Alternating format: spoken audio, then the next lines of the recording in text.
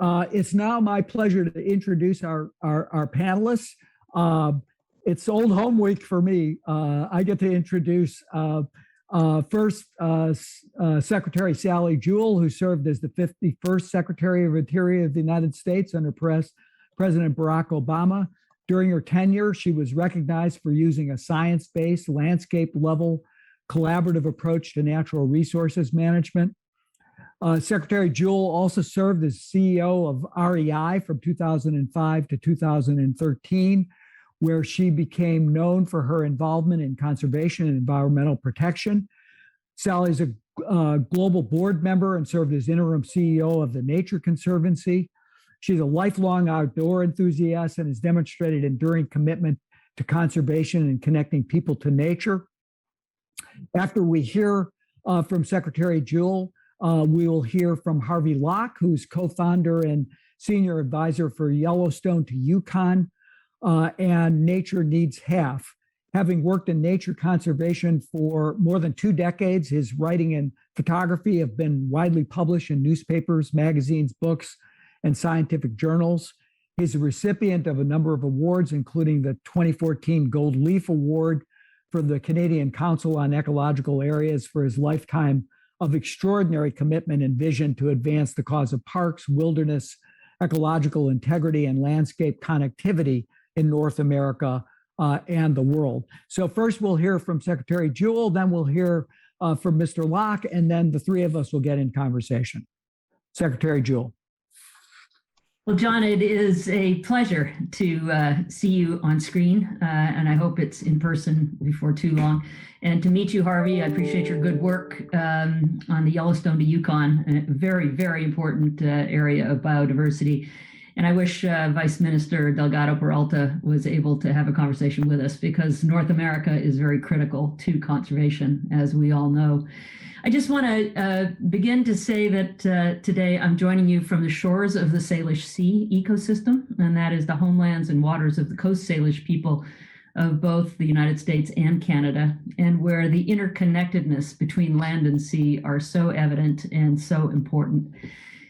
And we've heard from many, including Secretary Holland, that nature knows no boundaries, and we are all interconnected. So as we think about how best do we conserve these important landscapes, I reflect on a saying that I learned from my time at the Nature Conservancy, which continues on the board. And that is pretty simple. It is protect the best and improve the rest. So that's easy to say, but how do we do that? And it really begins with an understanding of what's there. So how do we have shared, reliable data? And that is critical to understanding ecosystems at a landscape scale, and also factoring in input from those who have stewarded these lands since time immemorial. Well, there have been lots of references in the course of this seminar to, or this symposium, to the tools available to do that, and including what Secretary Holland just referenced in the launching of Landsat 9, which will really up the capacity of information on the landscapes from satellites.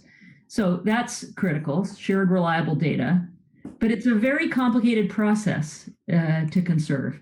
It has to include areas, not just those under public stewardship, but indigenous stewardship and in private hands.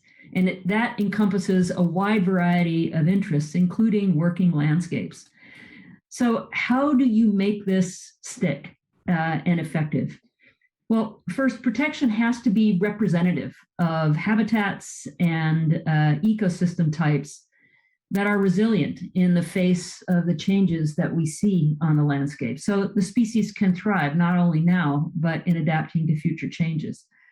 It has to be effectively managed over the long term so that those protected areas remain viable over generations. It has to be durable. So how do you do that? You do it through policies, and you do it through sustainable funding to make sure that you have secure protections in place. And it has to be developed collaboratively. And this is the really hard part, engaging communities, indigenous people, landowners, fishers, hunters, government, and so many more. So there's lots of great examples to draw from. really good examples in the Great Plains from Canada down into the United States, with buffalo or bison being reintroduced. Tribes are actively involved, NGOs are involved, private landowners are involved, government agencies, particularly in providing stock from genetically pure herds. And we now know how critical bison are to a healthy prairie ecosystem. And there's a lot of people working to bring that back. I worked directly with the government of Mexico on habitat to address the challenges facing the migrating monarch butterflies. Fortunately, what we'd call a charismatic microfauna, a very charismatic insect that captures people's hearts and their attention. We've got challenges with forest habitat in Mexico and illegal logging, big challenges in Canada and the US with agricultural practices and pesticides and herbicides and the removal of those boundary areas where habitat is. That has prevented the effective reproduction of the species. So that's very much a cross-border issue. And then more recently, tremendous amount of encouraging work in the Appalachians, which run from Eastern Canada all the way down to the Southeastern United States. In the US, it's largely in private hands, but NGOs like the Nature Conservancy have done work cross-border, just making sure that those ecosystems between Quebec and Maine are protected, and then some major work with private landowners to conserve lands in the more southern parts of the Appalachians, including working with family forest owners on keeping their land in sustainable forestry by banding together as cooperatives to sell carbon credits from their forests to companies wanting to offset their carbon footprint. So some really interesting and creative things going on. So yesterday, as I was listening in to much of the symposium, one of the comments that struck me was from Harry Licker from the Haudenosaunee and Mohawk nations in Canada. And he talked about how his ancestors were at war with one another. And they created a concept that he called the Great Way of Peace. And he referenced its translation roughly into 3 English words that really resonated with me. And those were respect, equity, and empowerment. And I think there are no better words to describe what we have to do for effective conservation, and that is collaboration. It's about listening to each other. It's about building relationships. It's about agreeing on a common set of facts. And most importantly, it's about finding common ground. Because conservation becomes durable when people across a spectrum of interests see value to themselves and their interests in the protection of places that are important to them. And in my journey as Secretary of the Interior and in business, and since that time, people value nature. Their lenses, which are clouded with assumptions about others and so on, are oftentimes moved away when they build relationships. So if you have the ability to create that common ground, you also need policies and practices that recognize those diverse interests across different groups and strike the right balance to enable that to persist. I will say as a business person that certainty is critical to business. The enemy of business is uncertainty. I don't mind playing by the rules. I don't mind regulations, but don't keep changing them all the time. And that's part of what we heard when I was secretary from business folks. So I want to drill in just briefly the hard work that we did on preserving the sagebrush sea ecosystem. Is that? Well, it used to be considered kind of a wasteland. But it isn't. It covers over 170 million acres, spanning from the prairie provinces of Canada down through the Great Basin and the Great Plains. Roughly 14 US states are touched by the sagebrush sea. And it is home to 350 very different animal species that are dependent on this unique ecosystem. One of those species we call an indicator species, the greater sage grouse. And it was a candidate for listing under the Endangered Species Act with a court-ordered deadline to determine whether it should be listed or not by September of 2015. Now, for a state or a business operating in a state, an Endangered Species Act listing is something that people fear because they fear that they will lose control over the ability to manage their lands, and the states feel the same way. So they don't want a listing.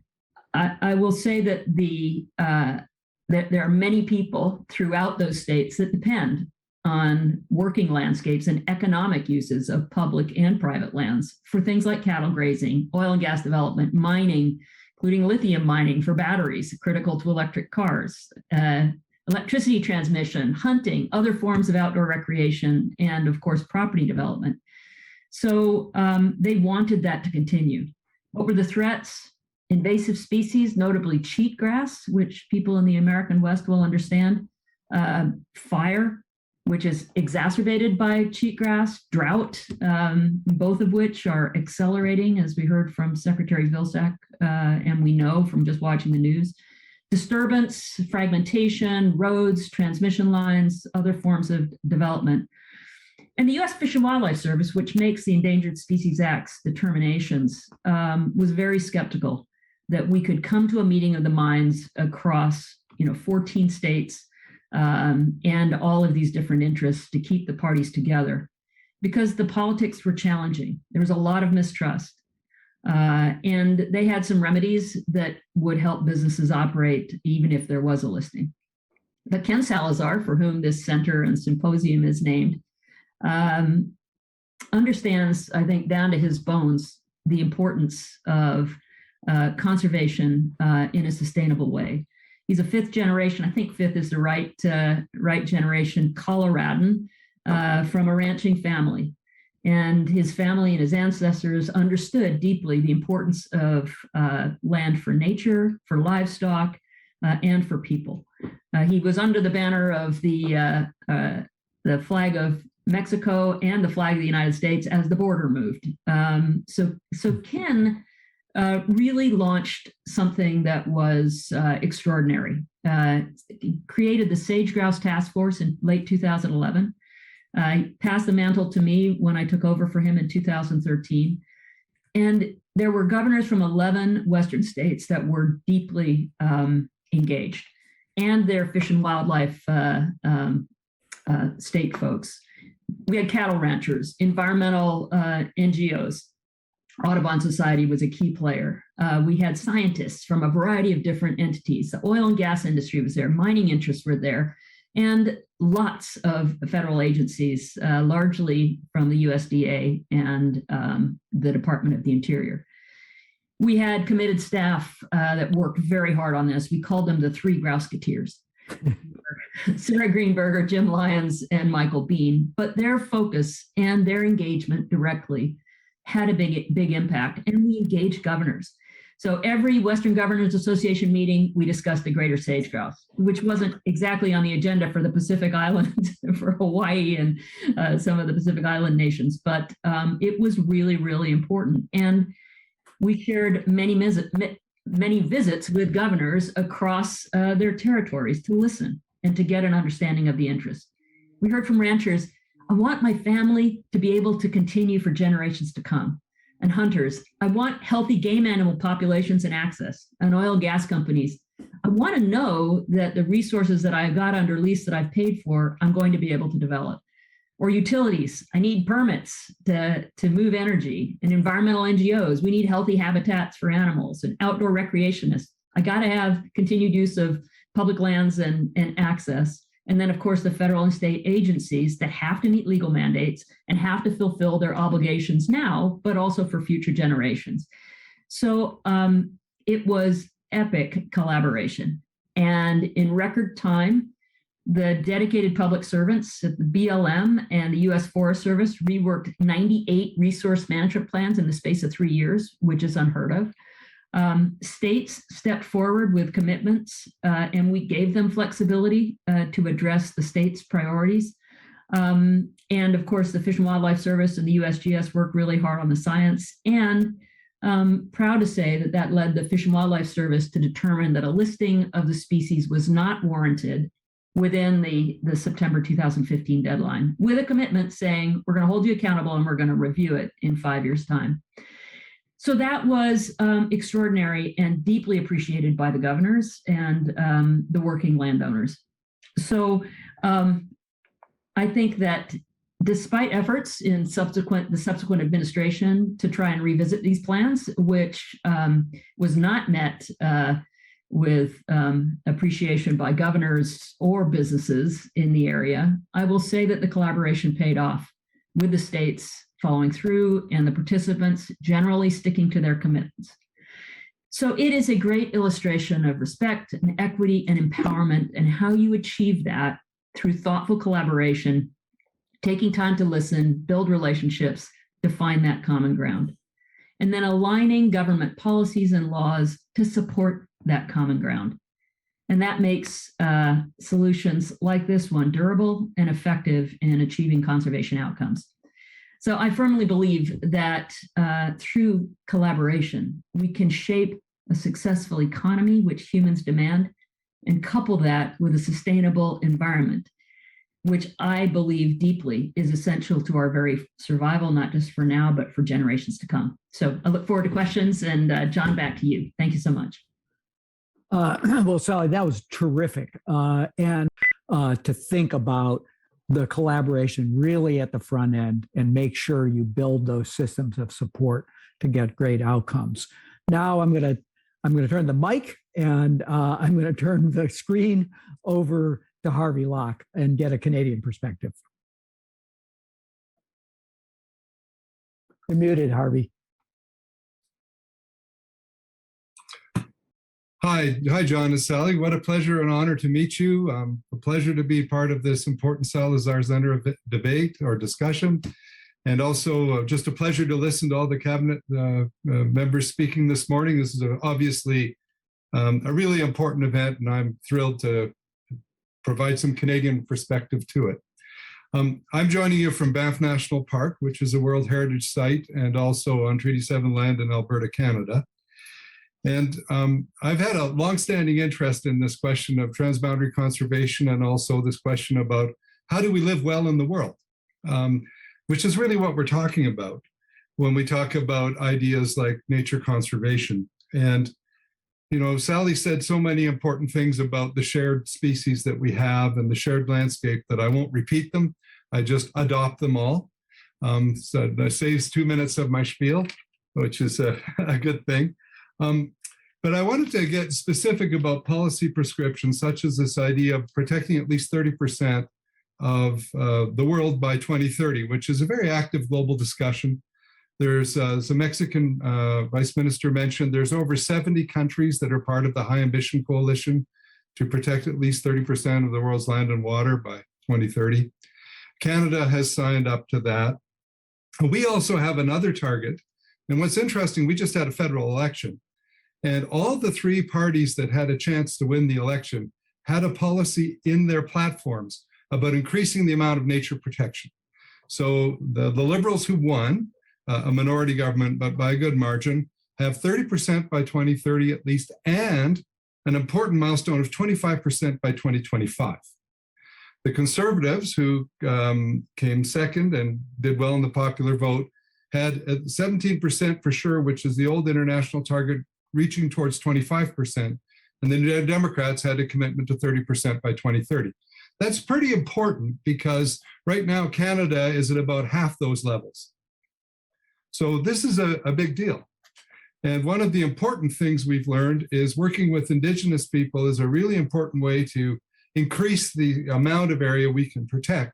But we also need to do it everywhere. And so this conversation has been an interesting one because of the, you know, there's basically an approach to conservation we need to take that does conservation everywhere with appropriate strategies in appropriate places. When Stephen Woodley spoke in one of the opening sessions, he talked about the three conditions approach. And I wonder if you can put the slide up for me, that I have one slide that sort of is a map of North America.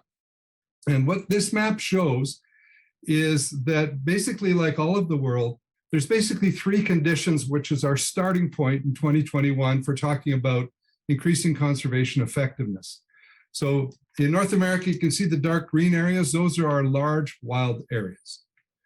Then you can see the dark brown areas. Those are where our cities and farms are.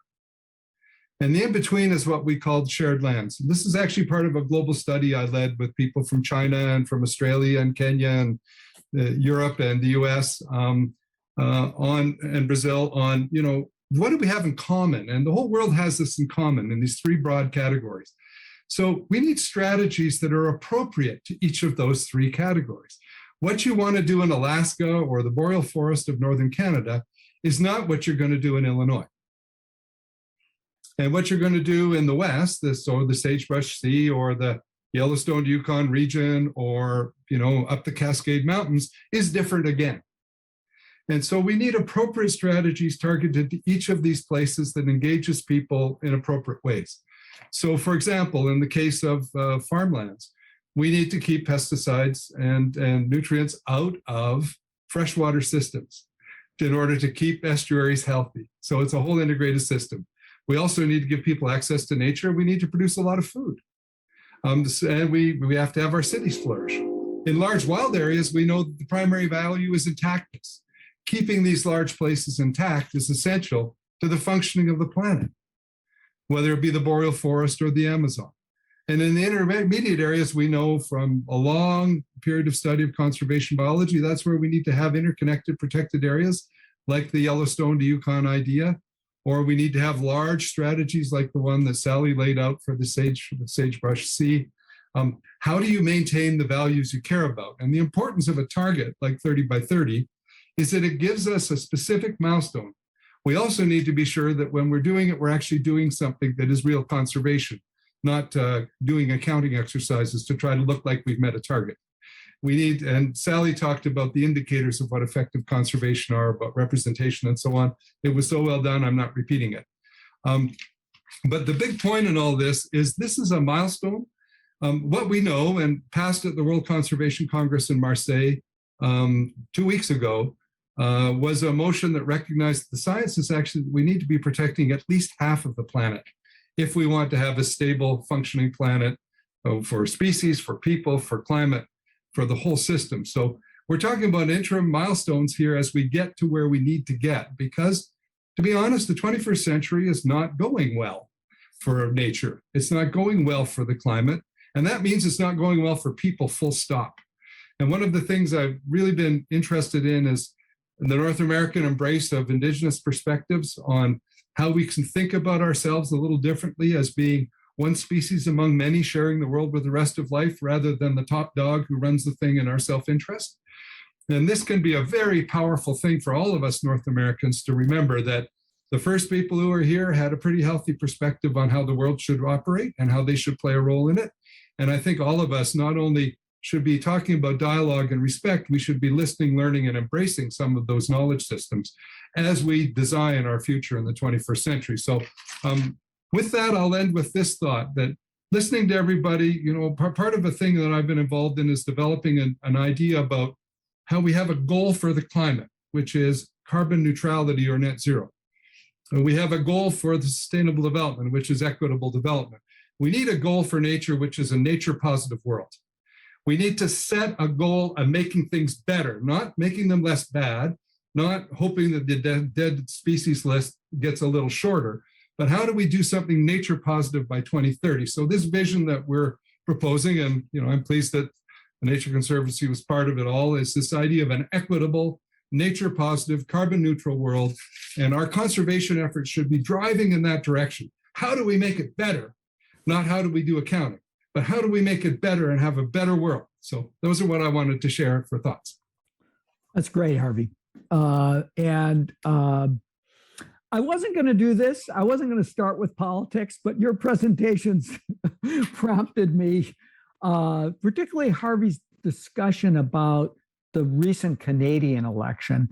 And Sally, your discussion of working with governors, including perhaps most of those governors were Republican governors in the areas on the sagegrass problem. Why is it so different when you come to Washington from the sort of practical conservation-oriented perspective that you see conservatives and conservative governors have across the country? There's difference between the parties, But when you get to Washington, it's like, Mars and Venus. Is that a fair description of what your experience was like as secretary? And what do we do about that? How do we bring Republicans into this congressional Republicans in this conservation about protection? Yeah, Harvey's got his perspectives on Canada, and it was interesting actually being in the Obama administration on the transition from the Harper government to the Trudeau government, and the partnerships that we had changed radically when there was a political change at the top. So politics do matter. I'd say, John, what's really interesting to me, and I'll use a quick story. After I left government, I was visiting and doing some outdoor recreation and doing some speaking in a very conservative state. And I won't share the name, but a very conservative state. Put so hard on the sage grouse, happened to be at one of the events I was speaking at. And so we were chatting in advance, and he said, "God, I miss you." And I said, "You miss me?" Really? You got the White House and the House and the Senate and, your state, and, you should be able to pretty much do whatever you want. Why do you miss me? So, it's a little bit it was a fun conversation. And he said, because the Trump administration is revisiting the sage grouse stuff, and we worked so hard on that, and the oil companies that are active in his state are coming to me saying, wait a minute, why are they looking at this again? We thought we had a deal.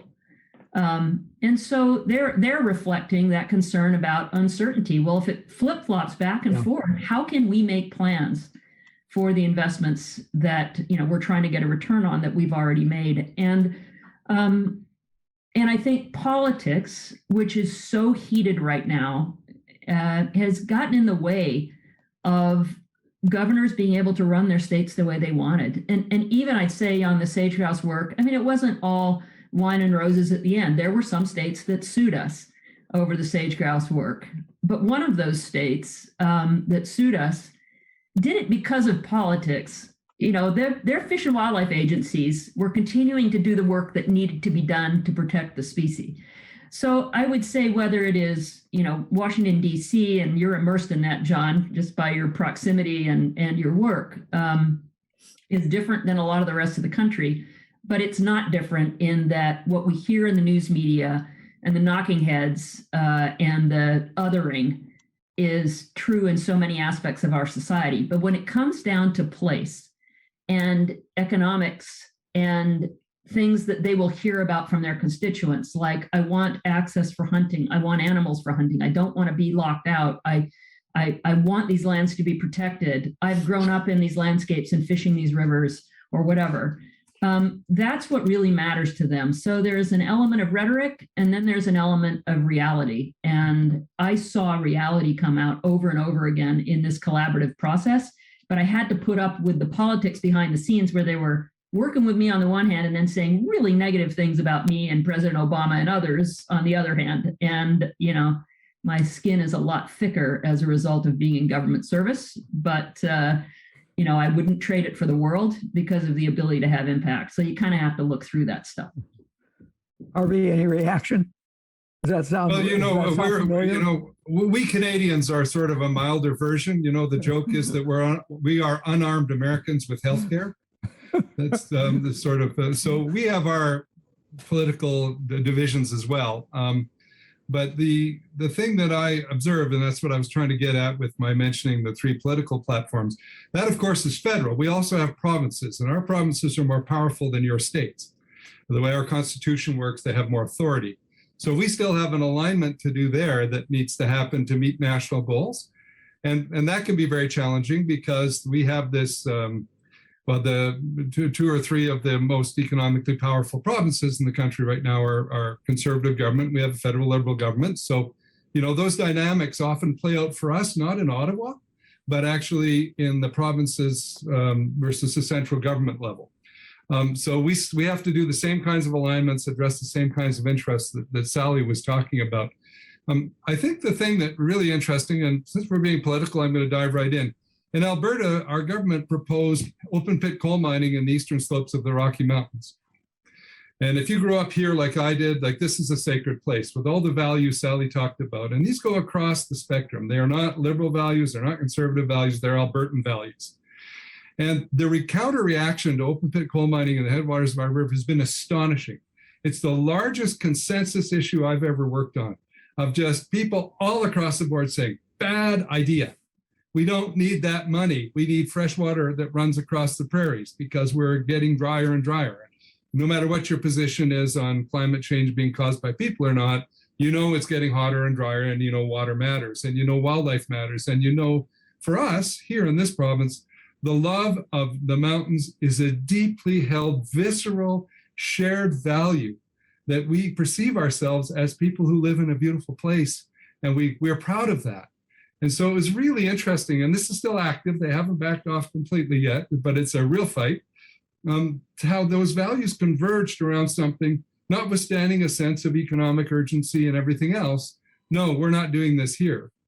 The real challenge for us all is how do we then move that into protection that results in it not flip-flopping back and forth, as Sally said. And there's an example from the US that I really like, which is the Rocky Mountain Front Protection Act. And I think, Sally, you were involved in some of that, or maybe it predates you. I can't remember, but I'm dating myself here.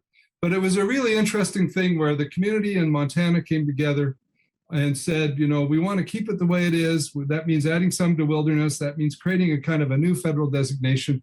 And the result was a really good outcome. And that's adjacent to a whole bunch of conservation lands that the Nature Conservancy holds. And so I used to be on the board of the Nature Conservancy of Montana, which is why I'm conversant with this stuff. But anyway, make a long story short, we can do this stuff, but we need to do it. And I'd add something that in addition to seeking consensus, we need outcomes. Okay, we can't just talk, because actually the planet is dying, species are dying, and I heard Secretary Holland's marvelous remarks, punctuated by the horror of losing over 20 species permanently. That is going on all over the world. The number is 1 million species are at risk. It's like the rivets popping off the airplane while we're flying over the Atlantic Ocean. We can't continue to do this and hope to have a positive future. Harvey, your story reminds me of the reaction to President Trump's attempt to open up the Atlantic seaboard to oil and gas drilling. It finally united conservatives and liberals in the Southeast United States. Let's talk about international, the transnational context. Maybe I'll throw this first to you, Harvey, and then get Sally's reaction. This is a moment, I think, for the conservation community to better engage communities of color, tribes, other historically marginalized positions. Working across national borders is especially important for tribes and indigenous peoples. How can these communities be really, truly authentic partners and leaders as we work toward the 30 by 30 goals? I know you've worked a lot on this, so what's your perspective on that, Harvey? Yeah, great question. So the transboundary conservation thing is really interesting because we tend to think of it as, a new challenge. But our countries worked together to create the Migratory Birds Convention 100 years ago. Our countries developed their national park services in huge mutual consultation. There was even a Continental Conservation Congress that Gifford Pinchot and J.B. Harkin were at 100 years ago. So we have a deep history of cooperation. There's a Marine Mammals Conservation Act. And then it ebbs and flows. In my view, it should be flowing hard right now. We should be really stepping up and doing this. In the Yellowstone Yukon corridor, it's an obvious place. We already have alignments for 30 years of people around an idea. We have highway infrastructure we can mitigate. And when you bring the question down to indigenous people or tribes, for example, the Blackfoot and the Blackfeet people are literally divided by the border. But they're still the same people. And the land has always been there. So if you grew up in Montana or Alberta, you know that it's a similar landscape. Somebody doesn't have to tell you that. You already know it because that was the pattern of your life. And in terms of engaging indigenous people, I'm really excited by the buffalo, particularly the bison.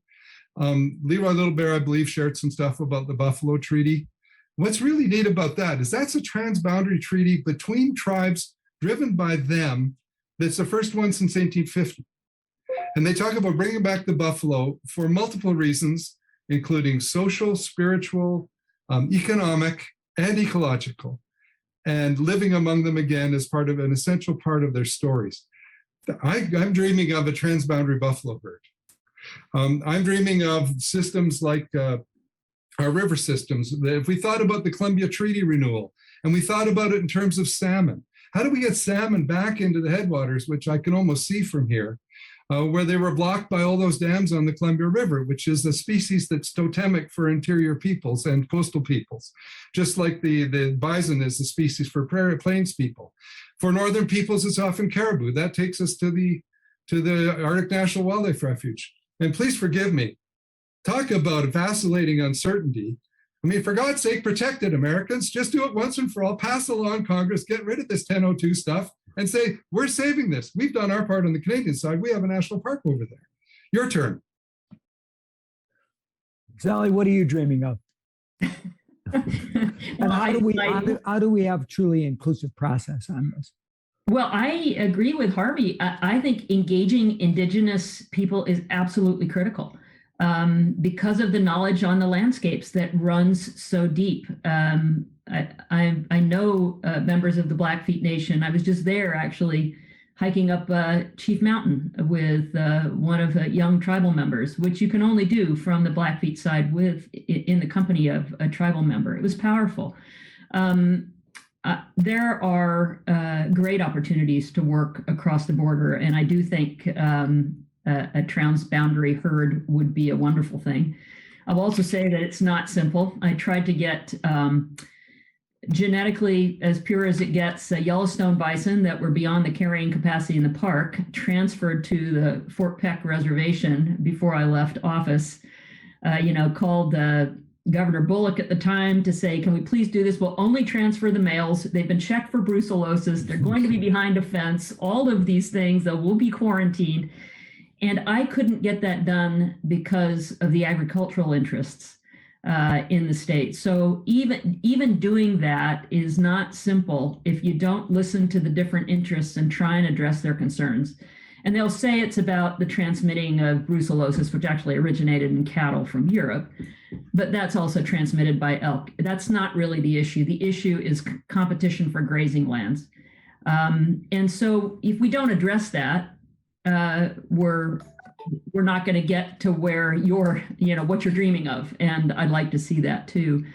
On the southern border, Tohono O'odham people also cross the border with their brothers and sisters literally in Mexico. And they did have pretty free access. The border wall obviously was devastating to those human connections and devastating to wildlife connections. And that kind of a political maneuvering that isn't necessarily the only way you can secure your borders. There are many other options. I think we went backwards. I know we went backwards. Listening and creating authentic ways to work together is critical. And it's difficult when the governments change. Canada's had changes, the US has had changes, it's changed back, the pendulum swung wildly, and it's true actually in Mexico as well, in a different way. And conservation either takes priority or doesn't, and that's difficult. I think how you get past that is through relationships on the ground with people that work together. So one other quick example on the southern border, Big Bend National Park, home to a number of incredibly unique species on the Rio Grande River across from Mexico, where they too have protected large areas in preserves, bigger actually than on the US side between state parks and national parks there. But the scientists work together collaboratively. The species go back and forth. And that has persisted even though governments have come and gone. And I think those are the kinds of transboundary relationships that are really important. And, not to introduce a highly political topic, but I will, because it's, I think, pretty important. Pipelines, right? Keystone Pipeline, Enbridge 3 pipeline, tribal interests, First Nations interests, and concerns, which aren't necessarily just about a pipeline and spills. It is about what's happening upstream and the economics of pipelines and how that might change oil sands development or Bakken crude development, which has long-term consequences for those people downstream. So No, there's a lot of creativity on what tools we have in the toolbox to make this happen. And, if we did what Harvey said, which is recognize the value of intact ecosystems, I think we would have less of these really fiery conflicts, which introduce a lot of uncertainty and political difficulty, and we would build more common ground. And maybe I can jump in on what Sally just said, John, because I thank you for saying that, Sally. We need to start thinking about what the value of nature is and focus on achieving that, not how do we avoid conflicts over resource use. And this is the shift we have to make. Nature is a value. It's a value for providing all the air we breathe, the water we drink, everything. It's also a climate stabilization thing, and it's the home of everything that's alive on Earth, including humans. So given that it's in trouble now, how do we focus on making it better with appropriate strategies in appropriate places? And that will engage different people in different ways. And it will engage indigenous peoples across the board, but in very different ways. We'll also engage business in very different ways. But we need to focus on being what I call nature positive. How do we get where we want to be, not get less bad than we've been? Go ahead. Harvey, John, if I could just jump in with one quick example. The Wilderness Society engaged an outside economic firm to do an analysis in my backyard, the Cascade Mountains, just in Mount Baker Snoqualmie National Forest, which runs east of Seattle, and on what the value was of the forest, not in cut timber, but in ecosystem services. So they quantified that, and they did it in a really conservative way, saying, what do we need then in not having wastewater treatment plants, or not having water reservoirs or dams for clean water because of the ecosystem services provided by the forest? And that number, by the way, was $1 trillion over a 100-year period. So, what is the value of the Bristol Bay fishery over time relative to the value and the risk of the Pebble Mine? What is the value of the fishery in the Yukon River relative to the cross-border mining activity in Canada that impacts that river? I mean, these are the kinds of conversations that we need to have. And then how do you recognize that and potentially compensate for that, or not lease those lands for mining and development because of the downstream consequences? And I think these are, just a handful of the conversations that need to take place to quantify what Harvey was talking about. So it was nice to see the Wilderness Society invest in that kind of analysis. Some of my colleagues in the sustainable development community are pushing to launch a natural security initiative that links planet with people, and human security being dependent on on dealing with nature and preserving nature and dealing with the nature crisis. And I wonder whether you think that embedding, Harvey, your call for a positive agenda for nature needs to be linked to that close connection to human security. Oh, I think it's a really important, John. And the cool thing is people are starting to think about this who aren't from the traditional, the NGOs who just do nature, which, that's my origin, right? I used to be president of the Canadian Parks and Wilderness Society, and, I'm a nature nut, I'm a tree hugger, I'm all those things. But, there's a broader spectrum of people now seeing that this problem is not a sectoral problem that the nature community is worried about. It's actually existential at every scale. And so a paper that I had privilege of working on was a paper that was published in Lancet Planetary Health on pandemics begin in stressed ecosystems. If we didn't want to have the pandemic we have now, more intact ecosystems reduces pandemic risk. Having a better biodiversity structure would reduce the risk of Lyme disease, to control the number of white-footed mice.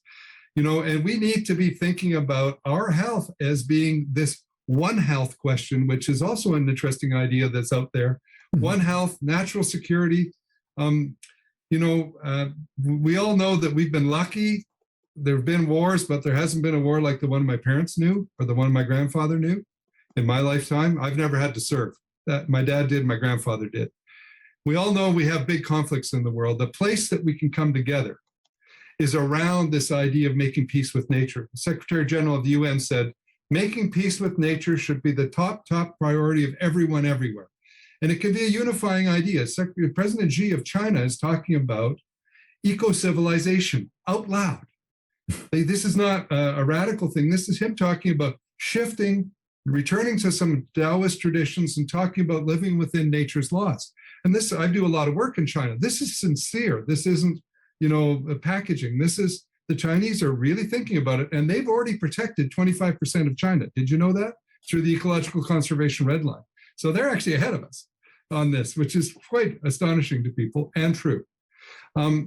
There's also the G7 Nature Compact, where all of our leaders of the G7 signed a document calling for, among other things, 30 by 30 and a nature positive world.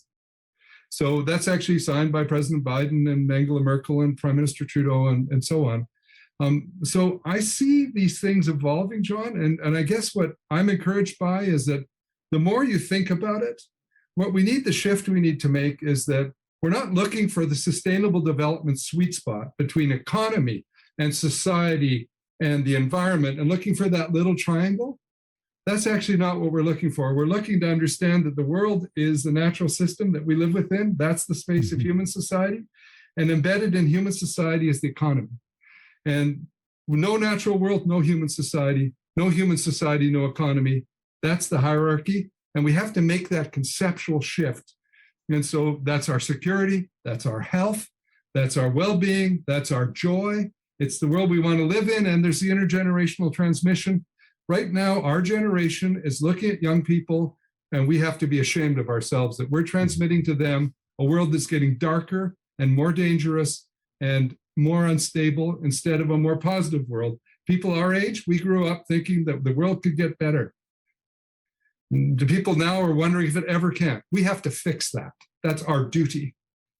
There's a rash of polling that's come out. Pew does it globally, but it's the poll after poll is finding that young people are really truly turning pessimistic about the future. And I wonder, Sally, in your work and life and experience, whether you think that turning back towards the idea of protecting nature. I quoted Wallace Stegner calling it the geography of hope. Can that be an antidote to this pessimism we're feeling about climate change, about loss of nature, to be able to kind of point people to the positive direction and the value of a nature positive agenda? I think there's no question that it can be, and it should be, John. When Ken Salazar took over as Secretary of the Interior after President Obama was elected, I went and visited with him and said, the economy is really struggling, 2009. Can you create a modern version of the CCC? CCC 2.0 is what I would have called it.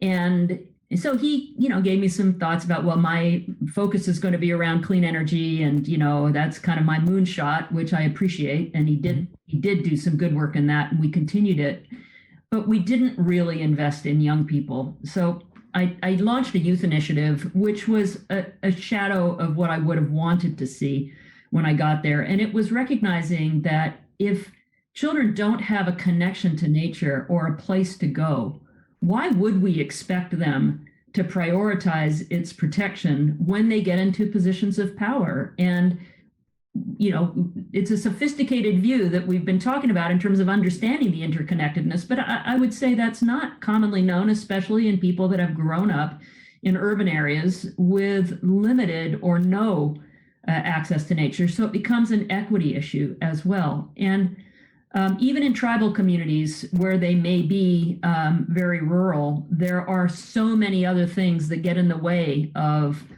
their ability to thrive, that get to historical trauma in certainly US, Canada, and Mexico, that make it difficult for them to even carry on the traditions. So I think introducing children to nature is critical. And we worked on it with a kind of a continuum. It's about play. Encourage kids to play. So work with 50 cities across the country on joint programs with federal land managers and cities and the YMCA to bring people together. It was about learning, John and I work closely together on the concept of every kid in a park, which I'm proud to say that the subsequent administration, when they tried to undo it, Congress codified it, which is great. So now it's federal law that every child in the 4th grade, that critical age of sort of 9, 10 years old, gets a free pass to take their entire family to public lands where there's a fee charge. Then it's work, it's service on youth conservation corps and so on. And I think we employed over 100,000 young people over that 4-year period of time. But even that's not enough. But that puts careers on the radar and puts nature on the radar in a way that they wouldn't have had. So, whether it's the Civilian Climate Corps, which is, if it's a $10 billion investment, I think is what's being discussed. That's difficult to pull together. And the CCC took the military and everything else. I mean, I think that kind of effort would turn the tide. I think more so, John, than an initiative around natural climate solutions, even though I think that's part of it. It's like, we don't really need another initiative. We need boots on the ground. We need people understanding. We need them feeling it in their heart. And this is an important way to make those connections that I think, would provide hope, would give people a sense that I am doing something. I can do something about this myself, and I'm committed to doing so. John, can I jump in on Sally's comment about Indigenous people? We have a process in Canada that went on called Truth and Reconciliation Commission. And it was a big deal for us. And this tomorrow is actually Truth and Reconciliation holiday for the first time, about the relationship with our First People that has not been successful or as successful as it ought to be. And unquestionably, it's a national effort to make things better. One of the seminal points made by the commissioners was that there can be no reconciliation among people until there is reconciliation with Mother Earth. And this fundamental point, I think, is a deep one, is that we need to be thinking about how all of our society reconciles at a meaningful level with our planet, with each other. This is where these ideas of equity can really be meaningful instead of, I'm going to be fair to you. No, we are together in this place. This place is not where we want to be. And together, we're going to think about how we get out of this place to where we want to be. And I think that's a shift for us. And I think it's a shift we could make as North Americans, because we have the similar challenges. We're prosperous, we're well-educated, but we have also this foundation of Indigenous peoples that we haven't gotten right. So why not make it a great, exciting project to get it right and get our relationship with nature right? If they call that the work of the 21st century, now that would be fun. Very fun. Thanks for that, Harvey. I've been trying to weave in some of the audience questions into our conversation, but here's, I just want to read one, which is, as the US and Canada are two of the wealthiest countries in the world, how can we pivot to be global leaders in conservation? What's stopping us? What do we need to do to really accelerate a partnership for global solutions? Well, I'll jump in. Yeah, I sure. I would say we are seeing very real and significant commitments on the part of the private sector in this work. And that is one way to move forward. As the pendulum of politics swings back and forth in all of the 3 countries of North America, the recognition that businesses and wealthy individuals have, that they have an obligation to be part of the solution, I think is kind of putting their money where their mouth is and demonstrating how that can be done. So, whether it's the $5 billion that you referenced, John, and the work on, 30 by 30, and that so many foundations, or a few foundations, have contributed a tremendous amount to, or it's, the support on creative means of financing conservation, not to drive profit, but to drive action. I think those are ways where the business community, which people kind of assume is conservative, but I don't think that that's accurate. I think they're a big part of the solution. And just as, we saw when, at the Bush-Gore election, you actually had a lot of states and businesses and local governments say, well, we're going to do something about this, even if the administration isn't. Same when Trump pulled out of the Paris Climate Accord. And I think that private sector action also gives political cover to politicians. But I don't think we can expect in this current divided environment for politicians to lead. I think we can and should expect those who have been privileged by this economy that we have in North America to give back and be part of the solution. So I'm going to offer a different perspective. I think government should lead, and I think it's disgraceful that we wealthy countries are not putting more money on the table.